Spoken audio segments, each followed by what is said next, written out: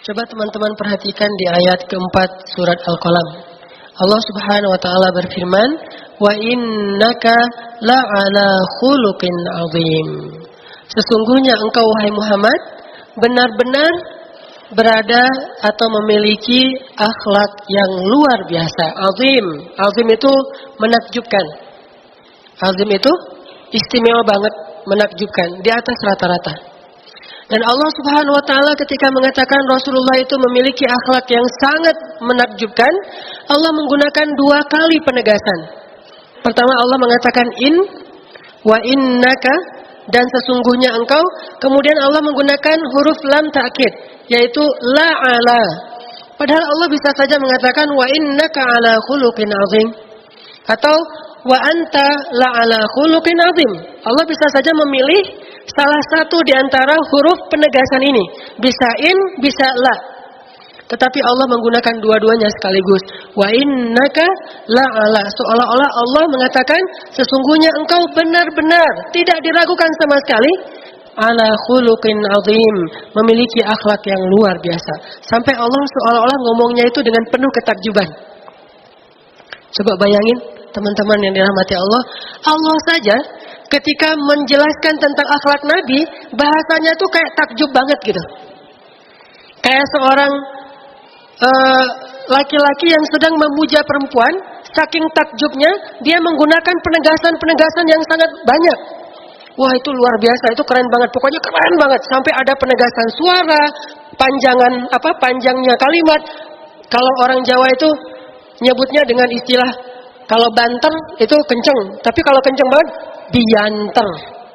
Sampai ada bianter, ada bi takkid di situ teh. Orang Sunda ngomongnya gimana? Kalau ada penegasan gitu.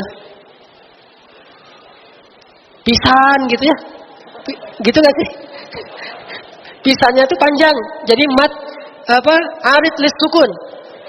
Pisan saking panjangnya. Kalau biasa aja pisan lah gitu ya.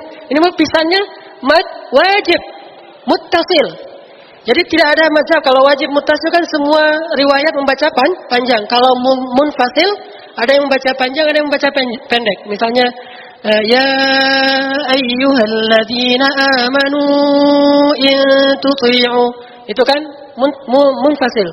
Ada yang baca ya ayyuhalladzina amanu in tuti'. Kalau ini enggak ada lagi ikhtilaf. Semuanya bacanya panjang. Pisan. Wah, ini berarti ada banget gitu. Kalau orang Jawa, bianter. Kalau enak tuh orang Jawa bilangnya enak. Tapi kalau enak banget, uenak. Jadi ada u-nya dulu. Bukan enak tapi uenak. Ini namanya takkid. Dalam bahasa Arab menggunakan huruf in dan kata in dan huruf la. Wa innaka pakai tasydid. Sama kayak Allah bilang ghairil maghdubi alaihim waladdallin.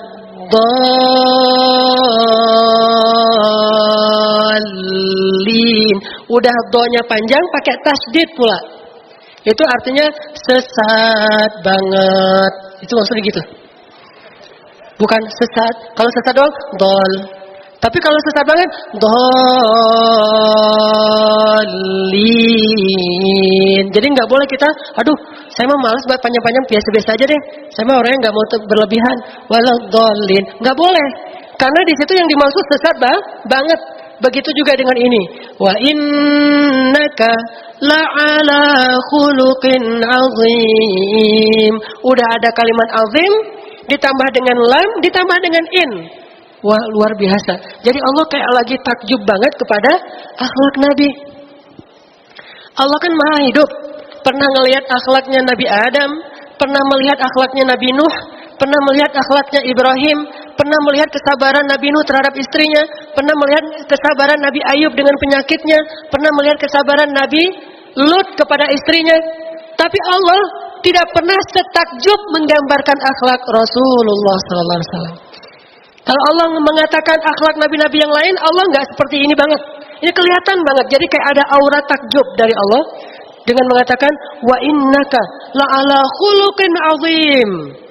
Sesungguhnya engkau benar-benar memiliki akhlak yang sangat istimewa. Ini menunjukkan bahwa Allah Subhanahu wa taala sangat cinta kepada Rasulullah. Salah satunya adalah karena Rasulullah ini memiliki akhlak yang paling istimewa. Khuluqin jamaknya akhlak. Memiliki akhlak yang luar biasa. Jadi kalau kita bilang akhlak itu sebetulnya jamak. Kalau satu khuluq. Dan nanti kalau teman-teman perhatikan bahasa Al-Quran dengan tadabbur, kita akan melihat misalnya ternyata di paragraf ini Allah melarang kita untuk taat kepada dua jenis orang. Allah melarang kita untuk taat kepada dua jenis orang. Pertama, jenis orang yang nggak boleh kita taati itu ada di ayat ke-8. Fala tuti'il mukadzibin. Jangan taat kepada orang yang mendustakan, yaitu yang tidak beriman. Jangan taat kepada orang yang tidak beriman. Maksudnya, jangan ikutin orang-orang yang mendustakan agama Allah, mendustakan ayat-ayat Allah, mendustakan syariat Allah Subhanahu wa taala. Jangan ikutin mereka. Jangan teladani mereka maksudnya. Udah teladanilah Rasulullah. Jelas-jelas beliau itu hamba Allah, kekasih Allah, utusan Allah yang akhlaknya udah sempurna. Jadi kalian jangan kepancing dan jadi meniru akhlak-akhlak orang yang mukadzibin, yang mendustakan Allah Subhanahu wa taala. Mereka bukan teladan kalian. Jadi jangan tiru mereka, tapi tirulah Rasulullah sallallahu alaihi wasallam. Kalau meniru mukadzibin itu gimana? Sosok kritis kalau urusan agama, tapi kurang kritis kalau urusan yang lain. Ini berarti mengikuti mukadzibin. Giliran masalah agama dia harus logis banget, tapi giliran masalah lain dia kurang logis. Kan banyak orang kayak gitu tuh. Kalau ngomongin tentang Tuhan, dia harus logis. Ngomongin tentang syariat, harus logis. Ngomongin tentang Nabi, harus logis. Ngomongin tentang Al-Quran, harus logis. Ternyata dia mah pakai banyak sekali ritual-ritual yang entah berasal dari nenek moyang mana, yang kalau menurut kita sangat tidak logis. Dia pakai dupa gitu. Dia ibadahnya ibadah menyembah pohon. Dia menyembah patung misalnya. Itu kan sangat tidak logis. Giliran masalah yang lain, dia tidak logis. Giliran masalah agama harus logis. Padahal masalah yang dia lakukan itu seringnya sangat mudah untuk dicerna dengan logika sederhana. Tidak perlu logika rumit bahwa itu salah. Kayak misalnya orang nyembah pohon, nyembah patung, nyembah kuburan. Bukankah itu logikanya sangat sederhana untuk mengetahui itu salah? Tapi giliran agama harus logis. Ini berarti meneladani orang-orang yang mukadzibin. Orang-orang yang mendustakan. Itu satu. Kedua, orang yang nggak boleh kita taati ada di ayat 10. Jadi dua kali Allah bilang fala tuti'. Di ayat ke-10 wala tuti'. Siapa? Kullahallafim mahin, hammazin, masya'in binamim, manna'in lil khair, mu'tadin, athim, utul, zanim. Coba lihat. Semua sifat-sifat disebutkan. Yang pertama, hallaf. Yang kedua, mahin. Yang ketiga, hammaz. Yang keempat, masya' binamim. Yang kelima, manna'. Yang keenam, mu'tad. Yang ketujuh, asim. Yang kedelapan, utullin. Yang kesembilan, zanim. Semua ini adalah sifat tercela. Semua ini sifat tercela. Jadi maksud Allah, jangan juga kalian meneladani, mengikuti, berteman dengan orang-orang yang sifatnya tercela. Ucapannya tercela, sikapnya tercela, raut wajahnya tercela, pikirannya tercela, tangannya tercela. Semua tentang mereka sampai 9 ketercelaan Allah sebutkan sekaligus. Jangan la tuti'. Maksud la tuti', jangan ikutin mereka, jangan berteman dengan mereka. Kenapa? Seharusnya kalian mengikuti orang yang la ala khuluqin azim, yang akhlaknya sempurna sekali dalam segala hal.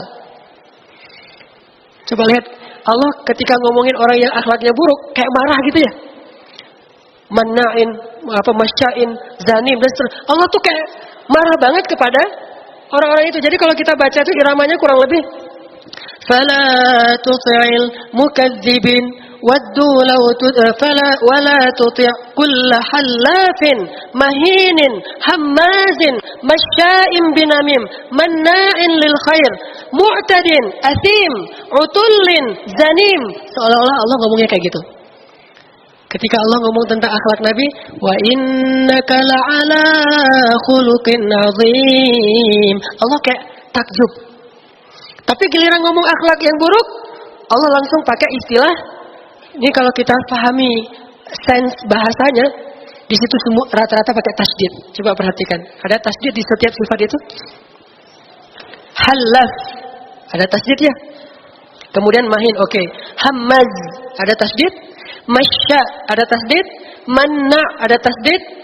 Kemudian mu'tad udah jelas, asim pakai ya. Asim itu bisa asim, bisa asim. Ada dua istilah bahasa Arab, bisa asim, bisa asim. Kalau asim panjang a-nya itu biasa. Tapi kalau ya-nya yang panjang itu luar biasa. Asim, Allah ngomongnya gitu, bukan asim. Kalau asim orang yang berdosa. Kalau asim senang dengan dosa. Kalau asim orang yang berdosa, semua kita asim. Tetapi tidak semua kita asim, senang dengan udah dosa, senang, terus bangga pula dengan dosa-dosanya, itu asim banget. Bukan asim banget ya, asim. Terus utullin ada tasdid, kemudian zanim juga pakai iya. Di sini seolah-olah Allah tuh lagi marah banget gitu.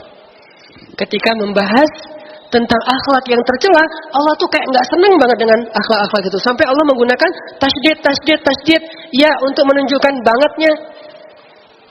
Dan Allah katakan wala tuti'. Jangan kalian mengikuti orang yang kayak gitu. Bahkan Allah mengancam di ayat terakhir yang kita baca tadi, ayat 16, sanasimuhu 'alal khurtum. Allah pakai bahasa celaan. Allah pakai bahasa kayak, dan hanya Allah yang boleh mencela makhluknya. Makhluk tidak boleh saling mencela. Hanya Allah yang boleh mencela makhluknya. Sanasimuhu 'alal khurtum. Apa artinya? Akan kami seret dia dengan menarik apanya? Khurtum, belalainya. Dengan menarik belalainya. Allah tidak menggunakan dengan menarik hidungnya. Kalau hidung itu manusia. Kalau belalai bukan manusia. Saking Allah marah kepada orang yang buruk akhlaknya. Sampai Allah menggunakan istilah yang tidak ada pada diri manusia. Saya tidak menyebutkan apa. Yang jelas tidak ada pada diri manusia. Sanasimuhu 'alal khurtum. Kami tarik entar belalainya. Bukan Allah bilang kami tarik entar hidungnya. Atau kami jewer telinganya. Atau kami tarik, apa ini? Ya itu. Jambangnya. Dulu kan suka gitu itu kalau nggak kerjain PR, dah ke depan. Kenapa tidak mengerjakan PR? Lembut sih, cuman lembutnya jelek gitu dan menyakiti. Bu, mending ibu daripada narik ini saya, mending ibu udah bunuh aja saya. Jadi muridnya murid baper, murid lebay. Dulu belum ada istilah baper lebay, jadi pada polos aja gitu ya ditarik, maaf bu gitu ya. Coba sekarang, bu, jangan gitu dong, mending bunuh saja saya. Ini murid dulu dengan sekarang beda. Sanasimuhu 'alal khurtum, kami tarik belalainya. Bayangin, mana manusia yang punya belalai? Ada manusia punya belalai? Tidak ada. Ini bahasa saking marahnya Allah kepada mereka. Orang-orang yang tercela akhlaknya. Jadi Allah nggak suka banget orang yang tercela akhlaknya. Allah, malaikat itu sangat senang duduk bersama orang yang akhlaknya mulia. Dan malaikat itu akhlaknya luar biasa loh. Saya pernah ceritakan dulu ketika malaikat datang thalabul ilmi, mengajarkan ilmu, malaikat Jibril kemudian duduk di depan Nabi, pakaiannya putih, sorbannya putih, semuanya rapi, wangi, tidak ada bekas-bekas perjalanan jauh, dan beliau duduk di depan Rasulullah, kemudian bertanya kepada Rasulullah, kemudian melekatkan lututnya dengan lutut Rasulullah. Akhlak, bukan teriak-teriak dari jauh. Begitu tingginya akhlak malaikat Jibril alaihissalam.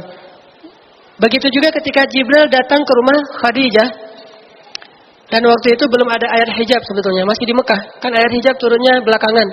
Nah ternyata ketika Jibril datang berkunjung ke Rasulullah, waktu itu masih ada rumah Khadijah. Jibril nggak langsung mau masuk aja. Kan malaikat gampang tinggal tembus tembok kan ya. Kayak jin dan jun atau tuyul mbak yul gitu kan. Tinggal tring tembus tembok kan gampang tuh. Kenapa malaikat Jibril tidak menembus tembok? Padahal malaikat Jibril pasti bisa nembus tembok. Karena memuliakan perempuan, memuliakan Khadijah.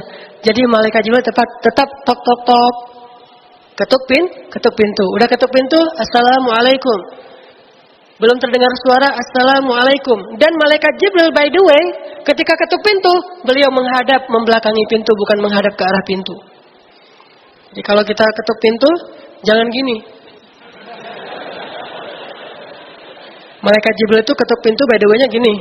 Assalamualaikum. Takutnya yang buka Khadijah dan ternyata belum siap, gak sengaja ngelihat aurat dan itu membuat dia malu sehingga ketuk pintunya membelakangi. Padahal malaikat Jibril juga kalau mau pakai tembus pandang juga bisa kan ya? Orang matanya malaikat beda dengan mata kita.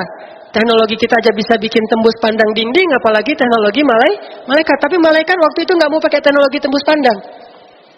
Dia mau pakai teknologi manusia aja yang nggak bisa ngelihat ke balik dinding. Assalamualaikum. Terus ketika Nabi buka, waalaikumsalam. Oh, Jibril masuk. Apa pertanyaan Jibril coba? Apakah Khadijah sudah menutup aurat? Apakah Khadijah sudah berhijab? Apakah Khadijah sudah siap? Kalau enggak, Jibril enggak mau masuk. Saking memuliakan ini akhlak. Makanya Allah, malaikat, dan juga orang-orang soleh sangat cinta kepada orang yang punya akhlak tinggi. Walaupun mungkin ibadahnya biasa-biasa aja. Hanya sebatas yang wajib. Walaupun ilmunya pas-pasan, tetapi saya yakin sekali dari pemahaman beberapa buku dari ulama, ternyata akhlak yang tinggi itu menunjukkan kedalaman ilmu seseorang. Sempurna akhlaknya. Dan Allah terlihat sekali di dalam paragraf ini, betapa takjub kepada sosok yang akhlaknya tinggi, dan betapa marahnya kepada orang-orang yang akhlaknya tercela. Sampai Allah ngomongin mereka itu kayak gemeteran gitu. Saking Allah marah sampai kayak tasdid semua jadi kayak gemeteran gitu kayak ngomongnya kalau tentang akhlak yang buruk. Tapi kalau ngomongin akhlak yang baik, Allah tuh kayak berbunga-bunga. Wah, wa innaka la'ala khuluqin azim. Luar biasa akhlaknya. Sehingga siapapun yang ingin dicintai oleh Allah yang Maha Rahman, milikilah sifat Rahman. Dicintai oleh Allah yang Maha Rafiq, milikilah sifat Ar-Rifq, yang memiliki akhlak yang mulia. Nah, sekarang kita bahas teman-teman hubungan. Ini tadi poin pertama mah tentang pentingnya akhlak dalam Islam.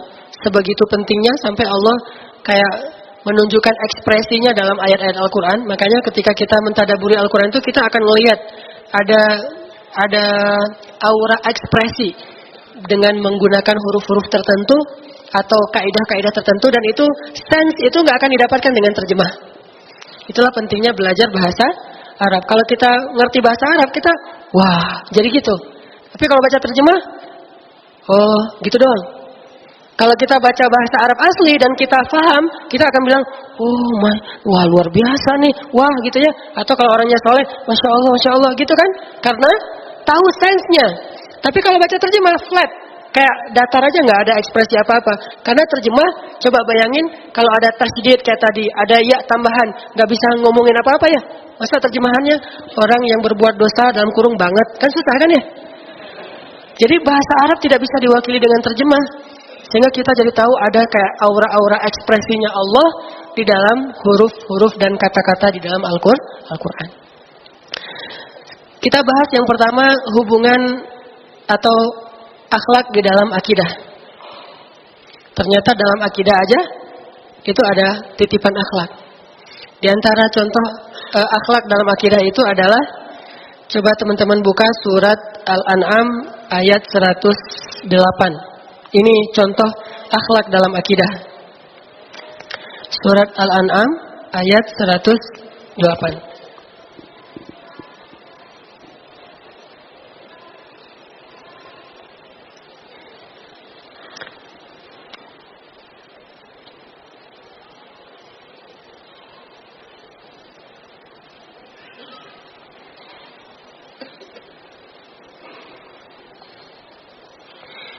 Sudah?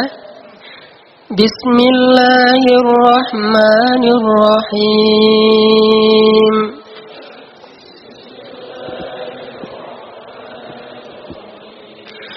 وَلَا تَسُبُّوا الَّذِينَ يَدْعُونَ مِن دُونِ اللَّهِ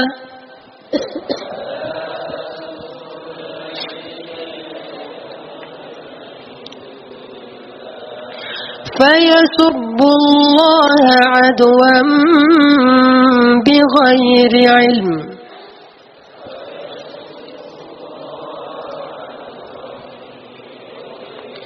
كذلك زينا لكل أمة عملهم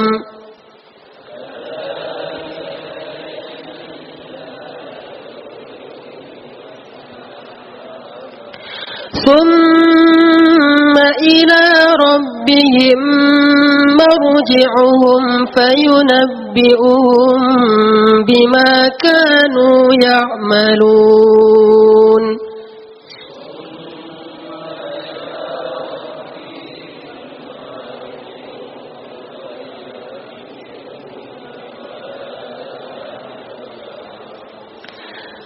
Dan janganlah kalian mencela sembahan-sembahan yang mereka sembah selain Allah. Sembahan-sembahan itu benar apa salah? Salah. Menyembah patung, menyembah nenek moyang, menyembah batu, apapun selain Allah nggak ada yang benar kan ya?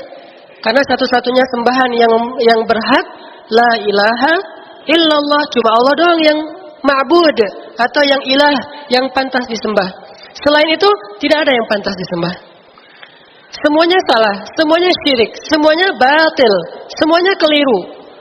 Tetapi meskipun salah, keliru, nggak benar, Allah mengatakan la tasubbu, jangan celah. Jangan mencela Tuhan-Tuhan yang mereka sembah. Allah bahkan nggak menyebut Tuhan, sembahan-sembahan.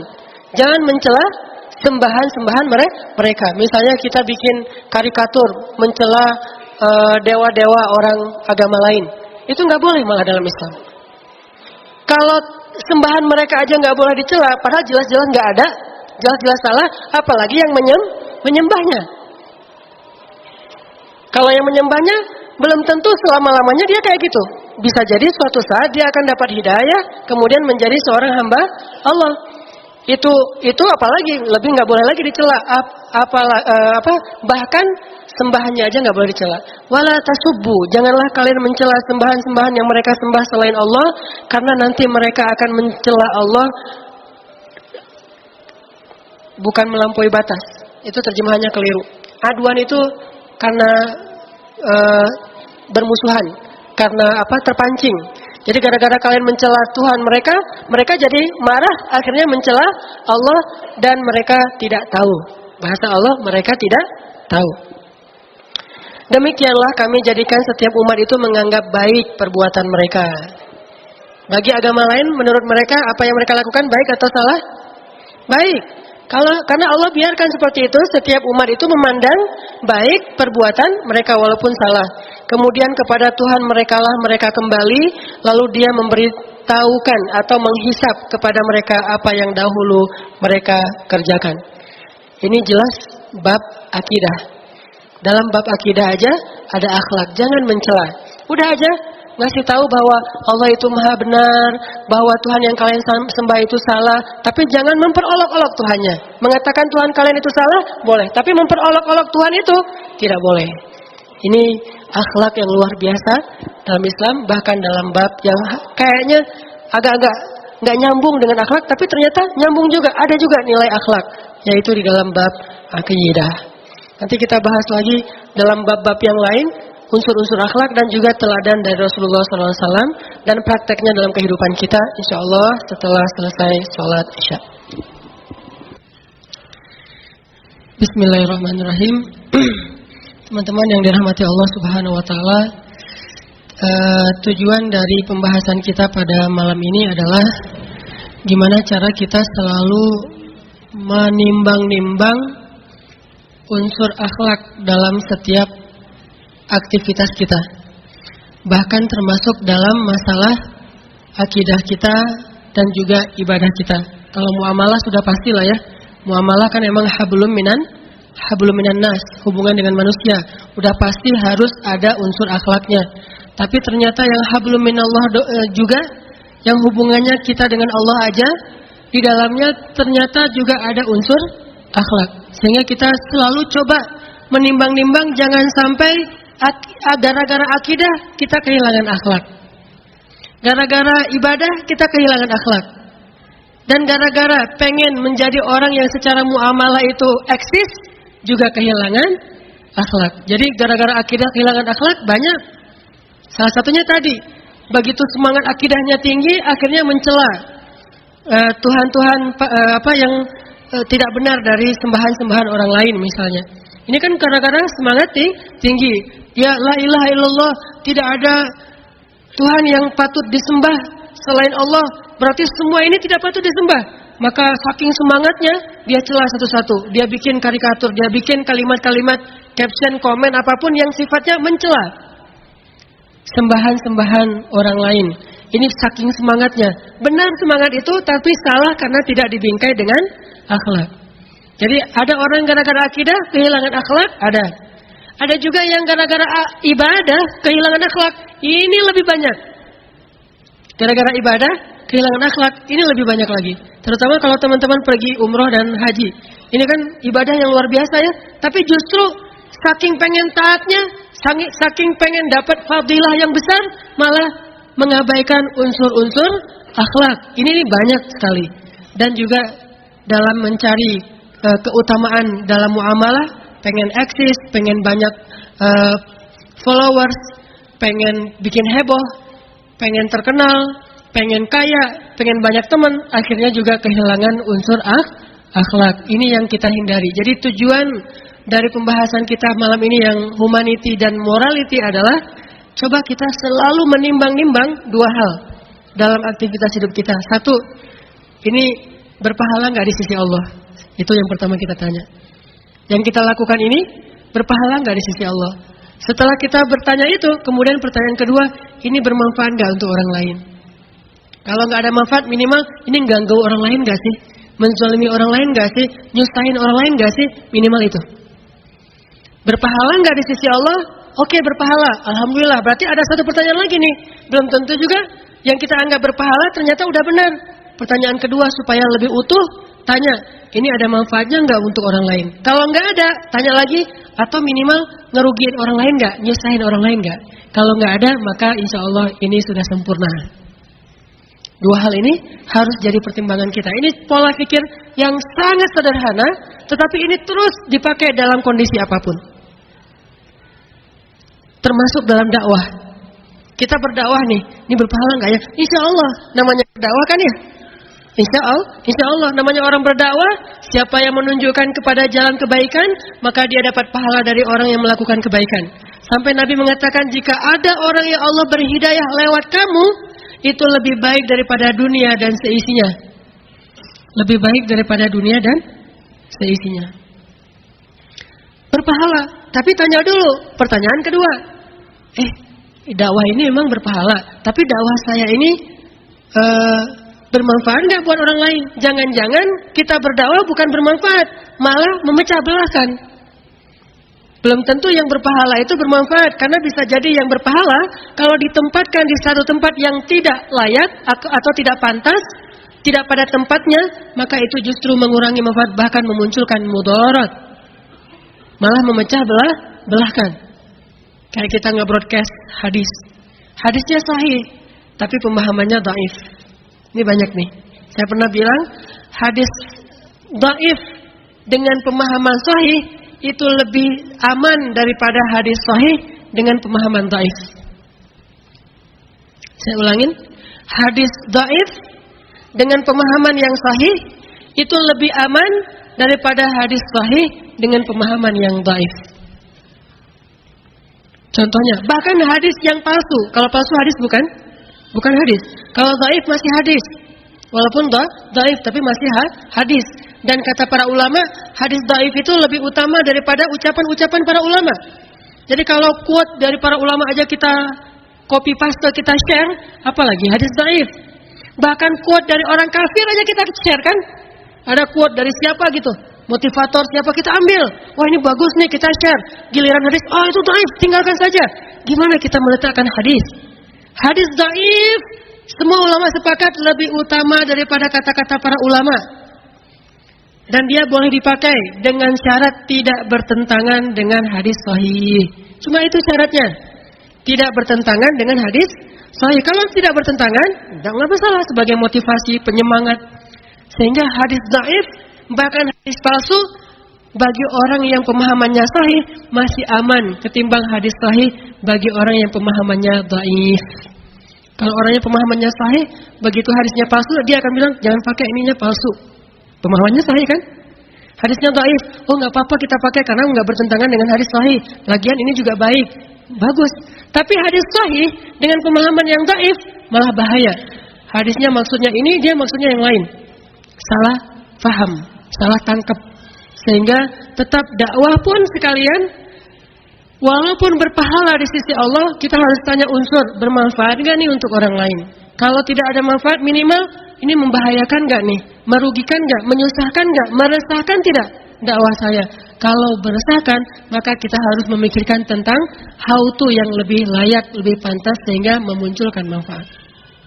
Akidah, ibadah, dakwah, muamalah, jihad, dan semua unsur dalam agama kita, di dalamnya harus selalu kita tanya, ini ada manfaatnya enggak ya? Kalau enggak ada manfaatnya, tapi minimal manfaatnya mungkin buat kita sendiri, enggak ada manfaat buat orang lain, maka minimal kita bertanya, tapi ganggu orang enggak ya? Gitu. Ini baru akhlak. Ini nyusahin orang enggak ya? Ini bikin dia sedih enggak ya? Apalagi ke orang tua. Kadang-kadang kita berdakwah, dalil-dalil kita sih benar, cuman gara-gara dalil-dalil itu bikin orang tua kita sedih dan terluka. Berarti bukan dalilnya yang salah. Kearifan, kebijaksanaan dan akhlak kita yang salah dalam membawa dalil-dalil yang benar. Sehingga Ali bin Abi Thalib menyebutnya dengan istilah kalimatul haq urida bihal batil. Kalimat yang benar tetapi difahami secara batil. Selalu harus tanya unsur ini, unsur akhlak setelah unsur iman dan akidah. Pastinya iman dan akidah nomor 1, nggak pernah tergantikan. Tapi bukan berhenti di situ aja, harus disempurnakan dengan bertanya unsur akhlaknya ada nggak nih yang positif. Kalau nggak positif pun minimal nggak negatif deh. Ya flat gitu aja, nggak bermanfaat juga, nggak ngerugiin juga, cuma buat diri sendiri masih aman. Akidah. Janganlah kalian mencela sembahan-sembahan mereka sehingga mereka jadi marah lalu mencela Allah tanpa mereka pahami. Ini akhlak. Nanti ada lagi hadis atau ayat juga ada, misalnya la ikraha fid din. Enggak boleh maksa-maksa dalam urusan agama. Bayangin dalam urusan agama, bukankah Allah mengatakan innad dina indallahil Islam. وَمَنْ يَبْتَغِ غَيْرَ الْإِسْلَامِ دِينًا فَلَنْ يُقْبَلَ مِنْهُ. Sesungguhnya agama yang Allah ridhai cuma Islam. Siapa yang mencari kebaikan di lain Islam, Allah tidak akan menerima. Beramal soleh apapun kalau enggak dalam Islam, Allah tolak. Berarti Islam paling benar kan? Dan kita yakin itu 100% Islam paling benar. Yang lain semuanya salah. Nasrani salah, Yahudi salah setelah datang Islam ya. Sebelum datang Islam, Nasrani itu agama Nabi Isa, Yahudi itu agama Nabi Musa. Tapi begitu datang Islam, Nasrani salah, Yahudi salah, apalagi selain agama Samawi, Buddha, Hindu dan seterusnya. Menurut orang Islam, menurut kita yakin itu salah. Tapi walaupun mereka salah dan kita benar, la ikraha fid din. Gak boleh paksain orang masuk agama kita yang pasti benar. Terus kalau din aja gak boleh, apalagi mazhab. Agama Islam yang udah pasti benar, gak boleh paksain orang ikut kita, apalagi mazhab yang belum tentu benar karena ikhtilaf di antara ulama. NU, Muhammadiyah, Salafi, Ikhwan, Tabligh, apalagi banyak kan ya. Kalau fikih mah Syafi'iyah, Malikiyah, Hanabilah, Hanafiyah dan seterusnya. Agama Islam aja yang Allah udah menjamin pasti benar, la ikraha fiddin. Jangan paksain orang masuk agama Islam. Termasuk memaksa itu apa? Kalau ada orang non-muslim sakit atau miskin, lapar, minta makan kepada kita, mau berobat dan minta bantuan kepada kita, terus kita mau bantu dia dengan memberi syarat, Pak, masuk Islam baru saya bantu. Kalau Bapak nggak masuk Islam, saya nggak akan bantu. Itu termasuk ikrah. Ulama mengatakan itu termasuk maksa, nggak boleh kayak gitu. Kalau mau bantu, bantu aja. Nggak boleh masang-masain harus syarat masuk Islam, itu nggak boleh dalam Islam. Nanti kalau udah kita bantu, udah selesai hajatnya, kita datang silaturahim, bujuk dia masuk Islam, itu boleh. Tapi tidak menjadi syarat membantu, nggak boleh. Kalau agama lain memperlakukan kita kayak gitu, mereka bukan teladan kita. Sehingga kita tidak perlu meniru mereka. Kalau agama lain kan beberapa ada yang modal dakwahnya itu membantu dengan syarat tanda tangan pindah agama kan ya. Ada orang sakit, muslim, miskin gak sanggup berobat, datang dia, Pak saya bantu ya semuanya gratis, tapi Bapak tanda tangan pindah agama. Itu mereka, dan mereka bukan teladan kita. Sehingga tidak perlu kita tiru. Wah mereka kok boleh kayak gitu, masa kita gak boleh? Mereka bukan teladan kita. Teladan kita Rasulullah SAW. Tetap kita gak boleh. Giliran nanti mereka kayak gitu, kita gak perlu balas. Wah kemarin muslim digituin, sekarang saya gituin juga. Gak perlu. Kalau kita mau bantu, bantu aja. Bolehkah kita membantu mereka walaupun beda agama? Bukan cuma boleh, sangat boleh. Yang gak boleh membantu orang yang memerangi Islam. Bukan orang yang beda agama dengan Islam, tapi memerangi Islam. Seperti orang Syiah di Suriah misalnya, seperti orang Yahudi Bani Israel di Israel misalnya, itu memerangi Islam, nggak perlu dibantu. Tapi kalau yang berbeda agama dan tidak memerangi Islam, namanya kafir zimmi, bukan kafir harbi. Zimmi itu artinya dijamin. Zimmah, orang Arab pasti ngerti banget istilah zimmah. Dijamin, hidupnya dijamin, hartanya dijamin, darahnya dijamin, kesejahteraannya dijamin, dilindungi zimmi itu. Sehingga bahkan menjadi kewajiban kita kalau kita mampu nolong dia, untuk menolong dia. Gak boleh dalam Islam, lihat unsur akhlaknya. La ikrah. Terus kalau gitu gimana caranya? Bujuk. Orang yang sedang dibujuk hatinya untuk masuk Islam disebut mu'allaf. Bukan orang yang udah masuk Islam ya, itu mah istilah Indonesia banget. Dia mau mu'allaf, padahal udah masuk Islam 10 tahun yang lalu. Tapi masih dibilang mu'allaf itu sebetulnya nggak pas. Dan kita mulai sekarang yang udah ngaji ini ganti istilah itu. Kalau orang udah masuk Islam karena kerelaan hatinya, dia muslim, bukan mu'allaf. Jadi mentang-mentang kita Islamnya dari lahir, kita muslim. Dia mah mu'allaf. Jadi beda level. Nggak ada itu. Bisa jadi dia lebih muslim, kita yang masih mu'allaf. Sholat karena ada masalah lagi ngecengin siapa, itu mu'allaf itu. Kenapa taklim? Saya lagi ngecengin itu, mu'allaf. Berarti banyak taklim para mu'allaf. Kenapa taklim di sana? Wah, saya kemarin pas di tangga nggak sengaja ngelihat ada yang wah kayaknya gua banget gitu. Berharap dia datang lagi. Saya tandain sih warna sendalnya. Jadi begitu masuk ke masjid lihat dulu ada nggak sendal dia. Kalau nggak ada pulang lagi gitu ya. Ternyata orangnya ada, cuma masukin sendal ke masjid pakai kresek. Gagal deh ya ngecengin seseorang. Nah ini orang mu'allaf nih, masih dibujuk hatinya untuk melakukan amal soleh. Sedangkan muslim yang dengan kesadaran, walaupun baru 1 hari dia masuk Islam, dia namanya muslim, bukan mu'allaf secara bahasa Arab. Dan dalam fikih juga kayak gitu. Makanya orang yang mau masuk Islam itu nggak dipaksa, tetapi dibujuk. Limu'allafati qulubuhum, orang yang hatinya sedang dibujuk. Artinya belum mantep atau malah belum masuk Islam. Berarti dia juga dikasih kayak misalnya ada harta lebih, kasih buat tetangga kita yang kayaknya kita lihat dia agak-agak labil gitu. Dia sering-sering ngepoin Islam, nanyain, saya baru beli buku ini tentang Islam, menurut kamu bagus nggak? Walaupun dia nggak masuk Islam, tapi dia beli buku. Kalau gitu besok kita beliin dia buku. Mu'allaf. Kita kasih dia hadiah. Mu'allaf. Kita bantu kalau dia butuh sesuatu. Mu'allaf. Sampai akhirnya dia mantap masuk Islam. Begitu cara Islam membujuk hati. Bukan maksa. Tapi kalau bantu dengan syarat, itu maksa. Pernah Umar bin Khattab ya? Mungkin teman-teman yang nonton film serial Umar itu, yang 30 seri itu, tahulah adegan suatu hari ketika Umar jadi presiden, Amirul Mukminin, ada seorang nenek minta uang kepada Umar dari anggaran Baitul Mal. Kan dulu uangnya ditaruh di Baitul Mal. Nah, dia bilang, "Ya Amirul Mukminin, wahai Amirul Mukminin, saya ini seorang nenek yang udah tua, punya banyak hutang. Boleh nggak saya minta sedikit bantuan dari Baitul Mal untuk melunasi hutang-hutang saya? Saya nggak tahu minta tolong ke siapa lagi," kata si nenek teh. Umar mengatakan, "Oh boleh nek, boleh, sini dibawa." Akhirnya dikasih bantuan untuk membayar hutang. Setelah selesai dikasih, Umar ngelihat ternyata nenek itu pakai salib. Tadi nggak kelihatan, sekarang kelihatan ternyata si nenek ini pakai salib.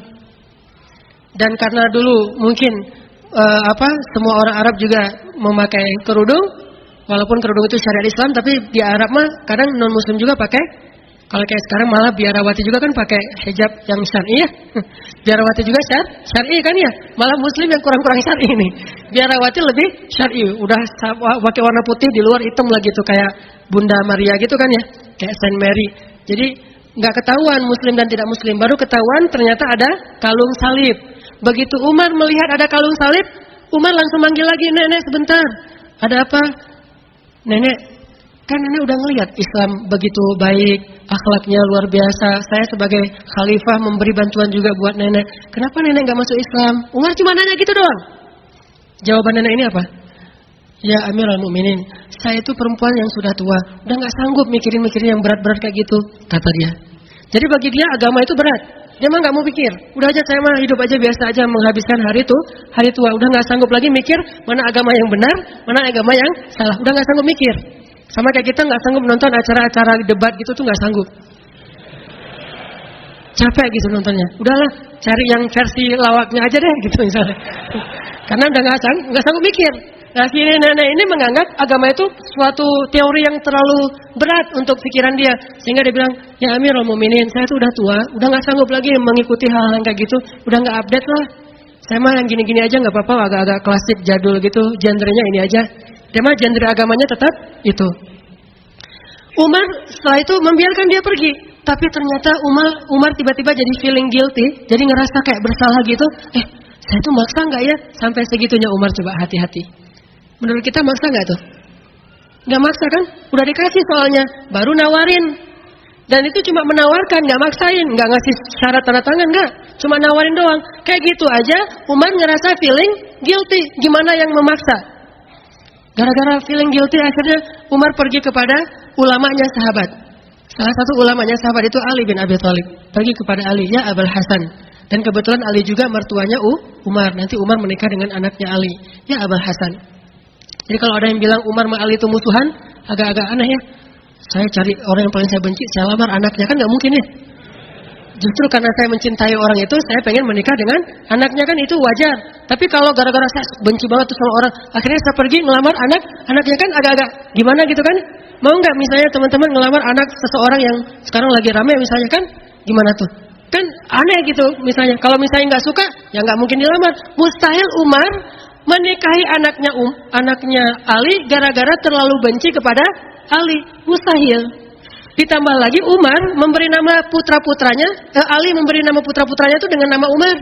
Putra dari istri Ali yang berikutnya dikasih nama Abu Bakar. Nama istri Ali yang berikutnya Asma bintu Umais. Asma bintu Umais yang pernah nikah sama Ja'far, terus nikah sama Abu Bakar, terus yang terakhir nikah sama Ali. Ini cewek nih nikah sama dua orang yang dianggap musuhan. Pertama nikah sama Abu Bakar, besoknya nikah sama Ali ketika Abu Bakar wafat. Masa sih gimana ceritanya nih? Wah, saya nikahin dua orang yang saling bermusuhan, saling benci gitu.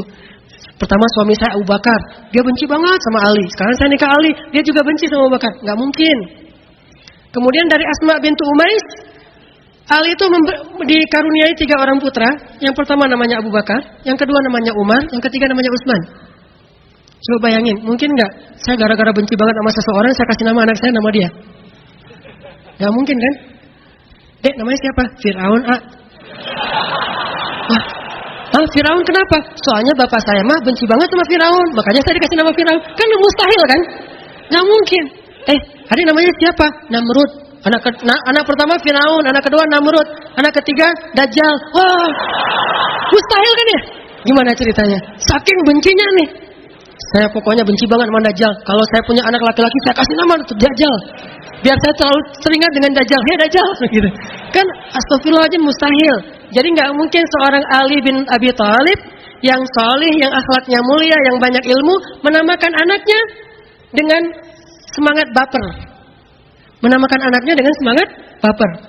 Kalau ada orang yang bilang Ali benci kepada Umar dan Abu Bakar, berarti dia suudzon sama Ali. Bukan cuma suudzon sama Abu Bakar dan Umar, tapi juga suudzon kepada Ali. Jadi melenceng, balik lagi deh. Intinya yang mau disampaikan akhlak ya. Intinya jaga akhlak dalam semua unsur. Termasuk masalah nggak boleh maksain orang masuk Islam. Padahal Islam itu udah pasti benar. Terus ada lagi hadis, "Man kana yu'minu billahi wal yaumil akhir falyukrim dhaifah. Wa man kana yu'minu billahi wal yawmil akhir falyukrim jarah. Siapa yang beriman, ini bab akidah nih. Siapa yang beriman kepada Allah dan hari akhir, akidah nih. Rukun iman. Siapa yang beriman kepada Allah dan hari akhir, hendaklah memuliakan tamu, akhlak. Dan siapa yang beriman kepada Allah dan hari akhir, hendaklah memuliakan tetangga, akhlak. Ternyata akhlak dengan iman itu hubungannya sangat dekat dengan akidah. Bahkan ciri orang beriman, akhlak. Ciri orang akidahnya baik, dengan tetangganya baik. Ciri orang yang akidahnya baik, dengan tamunya baik. Apalagi dengan orang tuanya, apalagi dengan keluarganya, dengan pasangannya, dengan gurunya. Mustahil dia akhlaknya buruk. Mustahil dia beriman kalau akhlaknya buruk. Mustahil. Pasti ada masalah dengan keimanannya. Makanya Nabi mengatakan, "Man kana yu'minu billahi wal yaumil akhir falyukrim." Ikram itu bagian dari akhlak. Ini hubungan akidah atau iman dengan akhlak. Kemudian sekarang kita bahas hubungan ibadah dengan akhlak. Yang paling terkenal mah hubungan ibadah dengan akhlak itu ayat innas sholata tanha anil fahsya wal munkar. Teman-teman tahu bedanya fahsya dan munkar? Sama-sama dosa nih. Fahsya itu dosa, munkar itu dosa. Bedanya apa? Kalau fahsya itu dosa yang menghinakan diri sendiri, itu fahsya. Yang menghinakan diri sendiri. Kalau munkar, dosa yang merugikan orang lain, itu munkar. Makanya ta'muruna bil ma'ruf wa tanhauna 'anil munkar, bukan wa tanhauna 'anil fahsya. Gimana melarang diri dari dosa? Enggak. Kalau diri sendiri mah belajar memperbaiki. Kalau orang lain mencegah. Makanya ada dosa fahsya, ada dosa munkar. Kalau dosa fahsya merugikan diri sendiri, menghina diri sendiri, merendahkan diri sendiri, itu fahsya. Kayak misalnya minum khamar, itu fahsya. Orang lain nggak rugi sebelum dia menjadi pengganggu masyarakat. Kalau cuma minum khamar terus jadi ketiduran di jalan sendiri di trotoar karena teler gitu, itu fahsya. Tapi kalau udah mengganggu orang lain, membunuh, mencuri, merampok, atau orang yang teler kemudian ganggu orang di jalan dan seterusnya, itu namanya munkar. Kedua-duanya kerusakan moral. Sehingga sholat harusnya memperbaiki moral. Hubungan ibadah dengan akhlak. Jadi kalau akhlak kita belum baik, pasti sholat kita belum benar. Belum sempurna. Ternyata benarnya sholat itu jangan hanya diukur dari angle fikih. Fikihnya sih udah sholat dengan sifat sholat Nabi banget tuh. Secara fikih, sholat kita tuh sifat sholat Nabi. Takbirnya, wah yakin banget gitu. Sampai niat aja tuh nggak jadi. Belum. Berkali-kali gitu. Saking pengen bener sholatnya ya. Terus, orang udah selesai Al-Fatihah, dia niat dulu belum beres-beres. Masuk Allah. Berat banget. Jadi dia takbir itu kayak orang lagi tenaga dalam gitu deh. Udah lama. Beda. Saking teliti dalam urusan, dan kita husnuzon orang kayak gini berarti insya Allah dia mah sangat menghargai Allah dan sangat hati-hati berhadapan dengan Allah, dan itu mah pilihan masing-masing. Kalau saya nggak kayak gitu, bukan berarti saya lebih baik dari dia. Cuman kadang-kadang saya juga agak lucu gitu. Di sebelah saya ada yang kayak gitu, saya jadi lagi sholat. Jadi sholat saya nggak benar kadang-kadang kayak gitu tuh. Allahu Akbar. Saya sok-sok cool gitu sholatnya, so sick gitu kan ya. Allahu Akbar. Terus sebelah Allah. Batal deh gua sholatnya. Atau di sebelah pas tahiyat, wah, jadi ramai kan. Padahal itu sunnah. Ada yang mazhabnya gini-gini, ada yang mazhabnya sekali-kali doang, sesuai dengan denyut nadi gitu deh. Oh, berarti dia tenang soalnya. Ada yang kayak gitu. Ada yang sekali terus naik udah segitu aja. Ada yang gini terus gini. Ini mah terserah fikih lah itunya. Saya nggak tahu juga mana yang paling benar. Cuma saya ngambil yang salah satunya gitu. Tapi ada juga kadang-kadang sampai bunyi tok tok tok tok tok. Wes, dahsyat nih, semangat banget nih, luar biasa. Ini namanya fikih, nggak masalah. Mau dia gini-gini, mau dia gini doang, mau dia gini, mau gini. Yang penting bukan gini kan ya. Sholat, wis, red gitu ya. killing it, so sick. Kalau anak-anak surfing mah, wih, so sick man. Sholat gini, kan yang penting keren Ustaz. Sholat kan menghadap Allah yang enggak boleh. Nauzubillah, apalagi kayak gini kan ini atau gini, ini nauzubillah. Ada yang ini sholat pangrok gitu, enggak boleh. Tetap aja gini, tinggal masalah ini doang. Mau berapa kali? Itu fikih. Udah sempurna, udah ininya sempurna, udah takbirnya udah keren banget, meletakkan tangan. Kalau di Saudi itu ada yang kayak gini, ada yang kayak gini, ada yang kayak gini, ada yang sampai begini. Wah, ini kan mazhab nih, semuanya serius dalam urusan fikih teh. Ada yang Allahu Akbar, santai bro. Jadi salatnya walas. Ada yang Allah, pas dia di atas pusar kan ya. Kalau ada yang kakak saya tuh kalau sholat tuh gini, wis, kayak mau apa gitu ya. Kok gitu kak? Enggak, sakit jantung. Ada yang kayak gitu, saking telitinya dalam fikih. Ini insya Allah masing-masing punya dalil dan kita hargain. Cuman satu hal, jangan menganggap bahwa itu sudah sempurna kalau secara fikih sudah benar.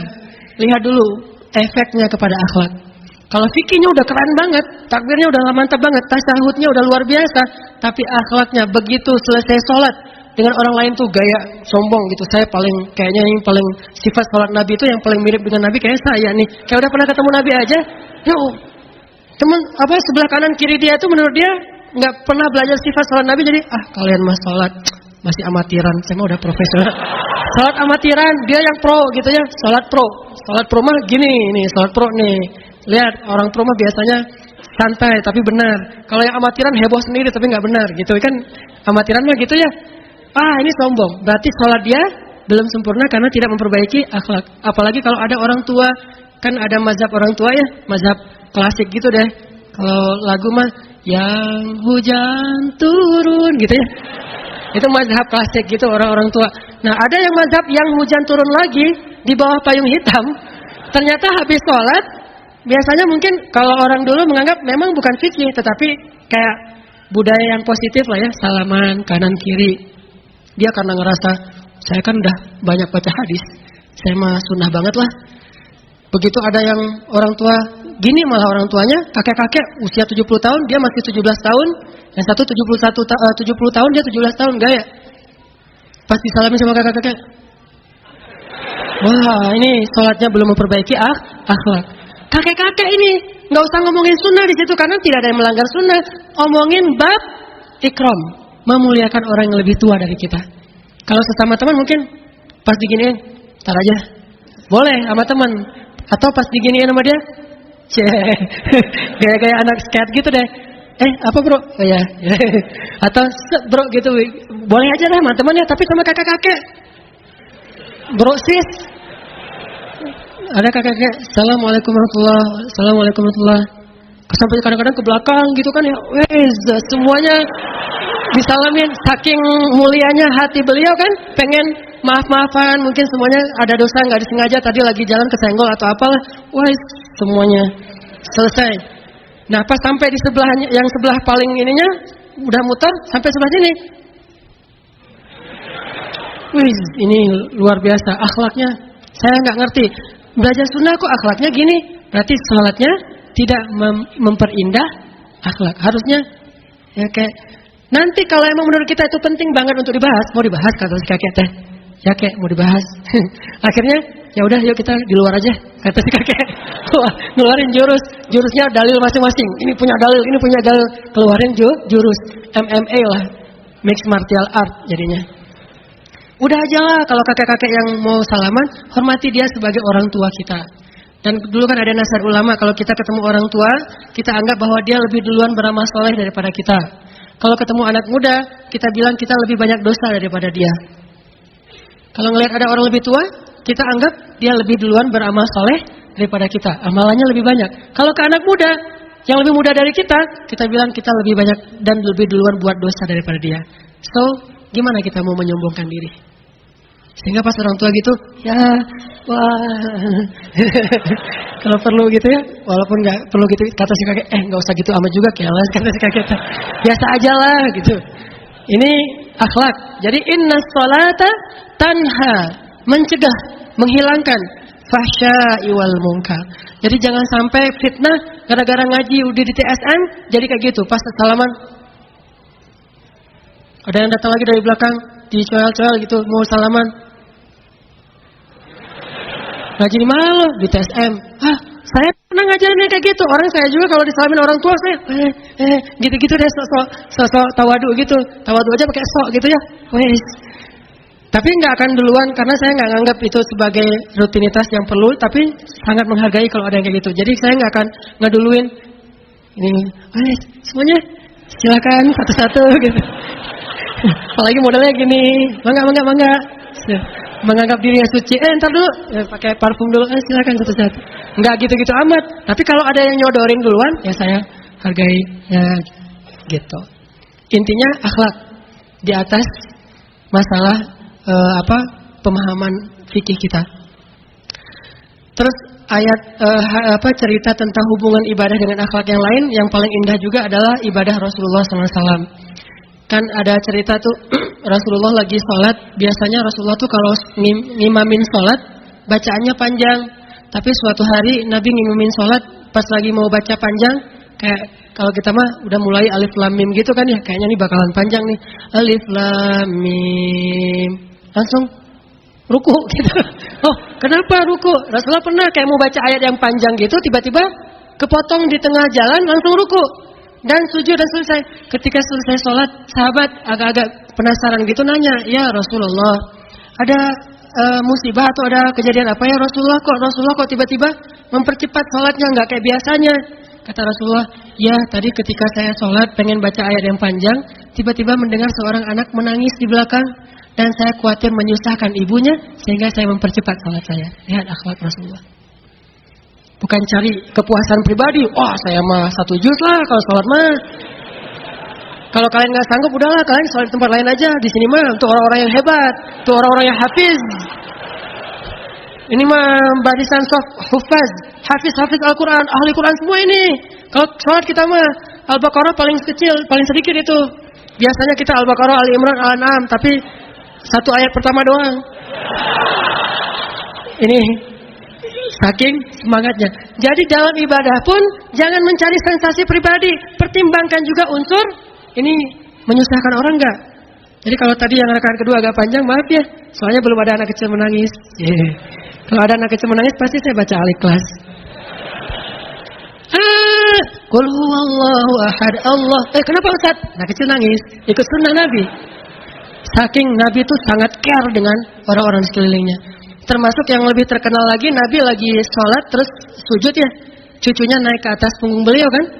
Padahal kan gampang banget, kalau cucunya naik ke atas punggung, giniin dikit kan bisa.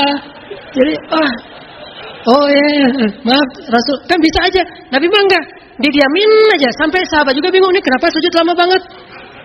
Tadi kita sujud terakhir bukan karena cucu saya naik ke atas punggung ya. Karena ngantuk. Enggak lah, doa. Jadi Nabi lagi sujud, naik cucunya di atas punggung, dibiarin aja sama Nabi. Nabi tidak mau mengganggu cucunya yang lagi bermain, sehingga Nabi biarkan sampai mereka turun sendiri. Enggak dikasih isyarat atau gerakan apa yang suruh turun gitu, enggak. Tapi dibiarin aja. Begitu udah cucunya udah puas naik di atas punggung beliau, turun, baru Allahu Akbar. Sahabat juga sangat taat kepada Rasulullah. Enggak ada yang lagi Nabi kelamaan. Nggak, bahaya itu. Yang saya sering khawatir itu ya, saya pengen sujud yang lama di akhir, khawatir ada jamaah yang gini. Ini Ustadz pingsan atau meninggalnya husnul khotimah atau apa gitu. Jangan-jangan Ustadznya husnul khotimah. Kenapa sholatnya nih sujudnya lama banget? Ini husnul khotimah nih kayaknya. Saya khawatir itu aja, makanya saya agak-agak galau gitu nih, dilamain lagi nggak ya? Padahal masih banyak doa yang pengen dibaca. Soalnya doa di ketika sujud itu kan paling mustajabah. Cuma khawatir jamaah nanti ada yang galau gitu sampai subhanallah, subhanallah. Kan nggak enak jadinya. Udah deh. Kecuali sholat tahajud. Karena pernah saya agak lama gitu, mulai ada yang gitu-gitu di belakang. Banyak yang bersin-bersin, batuk-batuk. tiba-tiba. Untung nggak ada yang sat. Nih sahabat Nabi mah paham. Cuman mereka tetap nggak ngerti. Begitu selesai sholat baru mereka tanya, dan pertanyaan mereka kelak menjadi sebuah teladan. Nabi mengatakan tadi pas lagi sujud, cucu saya naik ke atas punggung dan saya tidak ingin mengganggu mereka. Sholat dengan akhlak ternyata nyambung. Oh ini mah saya dengan Allah, nggak ada anak istri semuanya tinggalin, hanya menghadap Allah aja. Dari mana ajaran seperti itu? Begitu udah sholat, Allahu Akbar. Pas kita sujud, anak naik, langsung berdiri aja tuh. Wah, anak terpelanting gitu. Kenapa Pak kayak gitu Pak? Sholat itu menghadap Allah, nggak akan peduli saya mau anak mau siapapun, nggak peduli. Dari mana ajaran seperti itu? Bukankah Rasulullah yang paling baik dalam ibadah sholatnya? Ternyata ibadah Rasulullah itu tetap mengandung unsur akhlak. Pernah nggak sholat tahajud sama istri? Hashtagnya Kalau tahajud sama istri sesekali coba sholat dipadukan dengan akhlak romantis. Pas istri berdirinya agak-agak jauh, yang kan kita nggak ada makmum laki-laki kan, nggak ada. Udah kamu nempel aja sini dekat-dekat. Sholat tahajudnya tuh agak-agak kena gitu, sehingga begitu ruku kena, jadi salah-salah nanti pas berdiri gini jadi gandengan gitu. Pengen nunjukin ya Allah kita mah romantis orangnya. Pernah nggak sholat tahajud bareng pasangan? Itu beda, unsur akhlaknya lebih kelihatan. Sujud lama, istri juga taat, kelihatan di situ. Sifat istri itu kelihatan ketika sholat tahajud. Makanya kalau pengen tahu istri saya ini udah seperti apa sekarang ketaatannya sama saya, bawa sholat dan sujudnya 1 juz. Kalau sujud 1 juz dia masih diam aja, berarti insya Allah dia orangnya taat banget. Kemanapun kita bawa dia ikut. Tapi kalau sujud 1 juz dia juga diam, udah kita bangun tahiyat dia masih diam. Sujud diam, Masya Allah istri saya soleha banget ya. Saya udah baca 1 juz, ketika sujud tuh doanya kayak 1 juz, diam aja dia nggak protes, tenang anteng gitu. Pas kita tahiyat, Masya Allah lebih soleh dari saya. Ternyata tidur ya. Oke, balik lagi ke kepancing sih. Saya tadi pengennya ceramahnya yang khusyuk malam ini. Ibadah ya, hubungan ibadah Nabi dengan sholat dengan akhlak. Nah, ada lagi satu contoh yang luar biasa. Ini bisa teman-teman dapatin dalam kitab fikih sunnah tentang berapa rakaat sholat qabliyah zuhur. Ikhtilaf kan? Ada ulama yang bilang qabliyah zuhur itu 2. Ada ulama yang bilang qabliyah zuhur itu 4. Teman yang mana, teman-teman? Enggak ya? Qabliyah zuhur itu 0. Kenapa 0, Ustaz? Enggak pernah qabliyah zuhur. Bagi saya mah qabliyah zuhur mah 0, Ustaz. Soalnya enggak pernah qabliyah zuhur. Rasul mah ada riwayat 2, ada riwayat 4. Kenapa bisa kayak gitu? Kalau Abdullah ibnu Abbas yang bilang Rasulullah kalau sholat qabliyah zuhur 2, kata Ibnu Abbas dengan pedenya. Kata Aisyah, Rasulullah kalau qabliyah zuhur 4 dengan pedenya juga. Kenapa Aisyah sama Ibnu Abbas beda pendapat? Ternyata Nabi itu kadang qabliyah zuhur di rumah, kadang di masjid. Kalau qabliyah zuhurnya di rumah pas azan, beliau wudu kemudian sholatnya di rumah dulu, sebelum kan rumah dengan masjid cuma bersebelahan. Jadi qabliyah zuhur di rumah, beliau akan sholat 4 rakaat. Tapi kalau beliau sholat qabliyah zuhurnya di masjid, beliau akan sholat 2 rakaat. Kenapa? Karena beliau tidak mau menyusahkan umatnya. Kalau nggak ada yang lihat, sholatnya 4. Kalau banyak yang lihat, sholatnya 2. Coba lihat unsur akhlaknya. Kebalik. Kalau kita di rumah nggak ada qabliyah, nggak ada badiah. Giliran di masjid, panjang sekali sholat qabliyah zuhurnya. Apalagi kalau masjid yang nggak pakai timer ya, nunggu orang semuanya selesai qabliyah, nungguin kita tuh setengah jam. Kenapa nggak iqamah? Itu di belakang masih pada sholat. Orang pengen sholat, dia mah qabliyahnya panjang banget di masjid, giliran di rumah selesai. Ini berarti sholat kita yura'unan nas riya. Giliran di masjid sholatnya lebih terlihat khusyuk daripada di rumah. Ini nih kayak jelek buat diri sendiri nih. Kalau di rumah biasa aja, di masjid panjang luar biasa. Ayatnya panjang banget. Ini menunjukkan akhlak Nabi. Giliran sholat di rumah 4 rakaatnya panjang 4 rakaat ngambilnya. Giliran di masjid, ini di masjid banyak yang lihat. Udah deh saya 2 rakaat aja biar nanti sahabat nirunya yang ringan, tidak meniru yang berat. Ini nilai-nilai akhlak yang terselubung di dalam ritual-ritual ibadah Nabi sallallahu alaihi wasallam yang luar biasa. Ibadah dan akhlak. Terus ada lagi ibadah dalam ini sampai dalam bab memberi hukuman. Kalau dakwah dan muamalah udah pastilah. Ibadah dalam akhlak dalam memberi hukuman. Bayangin, akhlak dalam memberi hukuman. Memberi hukuman boleh karena itu hak agama. Jika ada orang yang melakukan kesalahan menurut agama dan memang pantas dihukum, dihukum. Cuman tidak boleh mencela. Salah sekali menurut agama Islam, gara-gara marah terhadap orang yang melakukan kesalahan dalam agama terus mencela, itu salah dalam agama. Orang yang bersalah itu salah, yang mau memperbaiki kesalahan juga salah, sama-sama salah ini. Nabi bersabda di kitab Riyadhus Shalihin itu ada, kalau budak perempuan kalian berzina, bayangin ini kalimat Nabi ini diambil bahasa yang paling ekstrim, budak. Yang dalam culture orang Arab, budak itu rendah. Bukan orang merdeka, budak, perempuan pula. Kalau budak perempuan kalian, ini kayaknya Nabi bukan menggunakan persepsi beliau. Beliau ingin seolah-olah pakai persepsi dan logika orang Arab umumnya. Kalau budak perempuan kalian melakukan zina, maka cambuklah dia, tapi jangan cela dia. Jangan bilang dasar budak, dasar jelek, dasar hitam, dasar apa, apalagi pakai nama-nama hewan, gak boleh. Cambuk dia, karena itu hak agama. Cambuk dia, tapi jangan cela dia. Terus Nabi bilang lagi, kalau dia berzina lagi setelah itu, besok-besoknya dia berzina lagi, cambuk lagi dia, tapi jangan cela dia. Setelah beberapa lama dia berzina lagi, maka juallah budak itu walau dengan harga seutas tali. Seutas tali, harganya murah sekali, tali rafia gitu.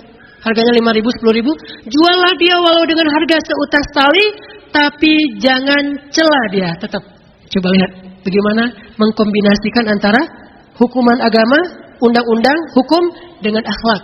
Tidak ada yang terpisah dari akhlak dalam agama ini. Sampai bab kayak gitu juga ada unsur akhlaknya. Jadi sejak kapan kita merasa paling setia kepada agama Islam sampai kehilangan akhlak kita? Sejak kapan?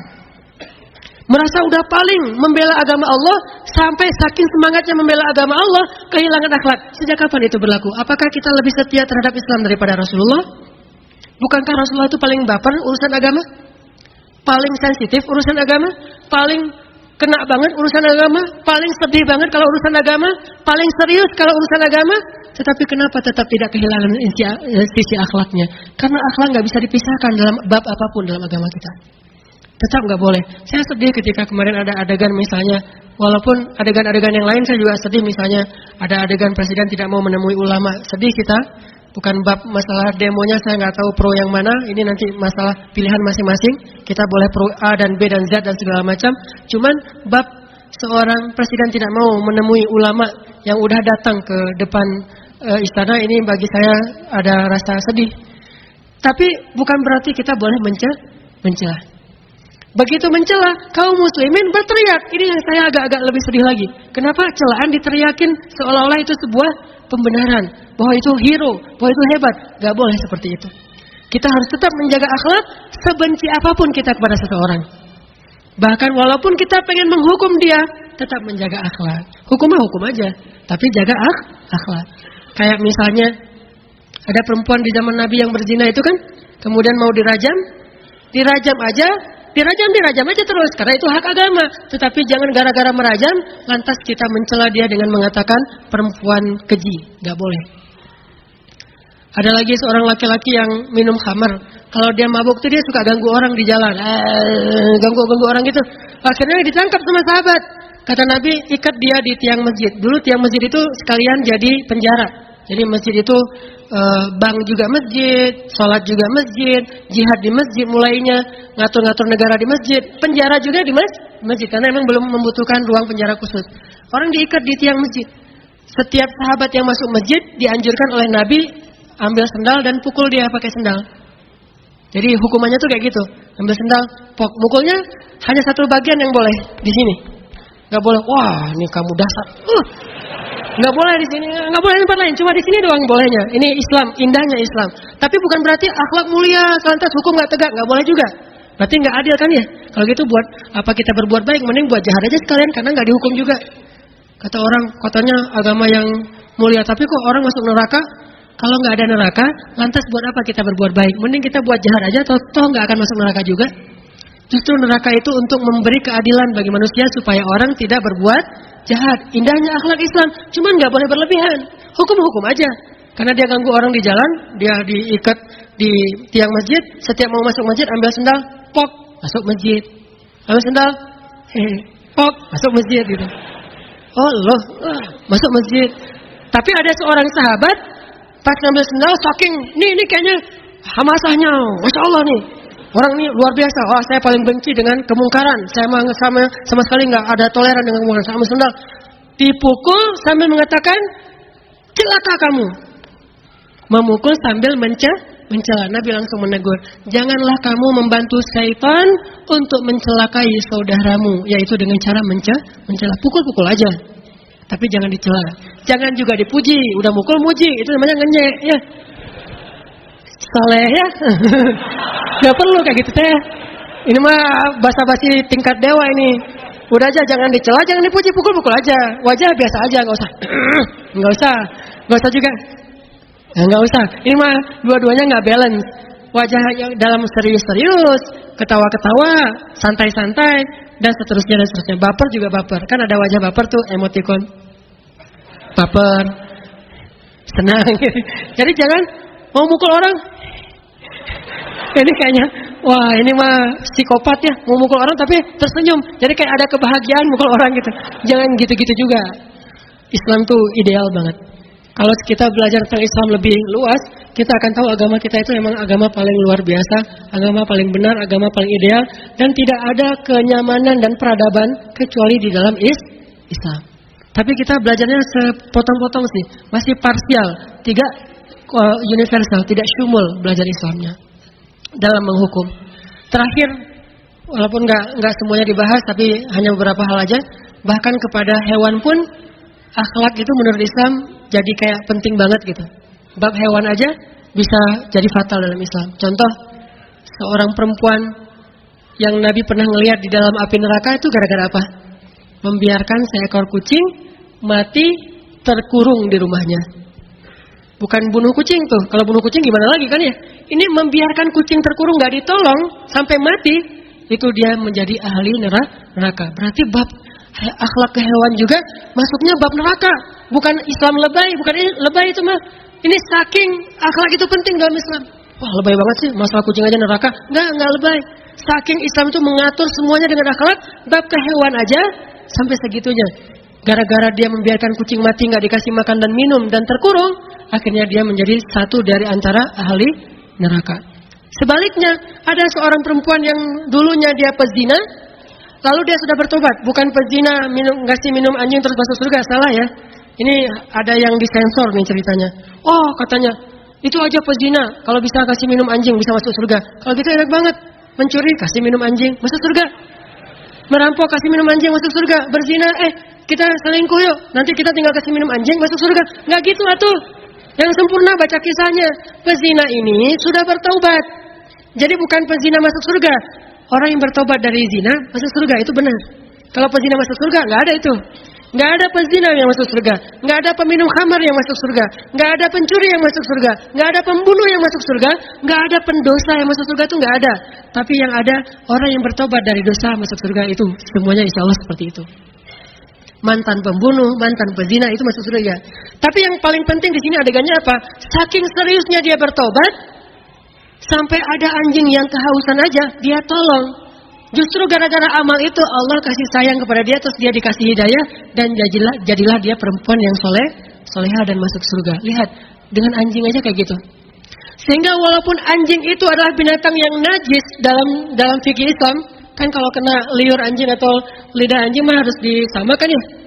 7 kali dibersihkan, salah satunya dengan debu gitu. Jadi air terakhir debu. Jangan dijilat lagi, bahaya. Nah, itu kalau anjing. Tapi gimana pun najis anjing, dan mengucapkan kalimat itu gitu, nggak boleh. Tetap aja dia punya hak asasi anjing. Di antara hak asasi anjing, kalau dia haus kita kasih dia minum. Kalau kita membiarkan dia kehausan, kita melanggar hak asasi anjing. Hak asasi anjing. Nggak boleh itu dalam Islam. Padahal hewan najis, gimana hewan yang tidak najis? Dan gimana yang bukan hewan, yaitu manusia? Betapa Islam itu luar biasa, makanya nggak ada satupun bab dalam Islam yang terpisah dari akhlak, itu nggak ada. Nggak ada yang terpisah, semuanya ada unsur akhlak.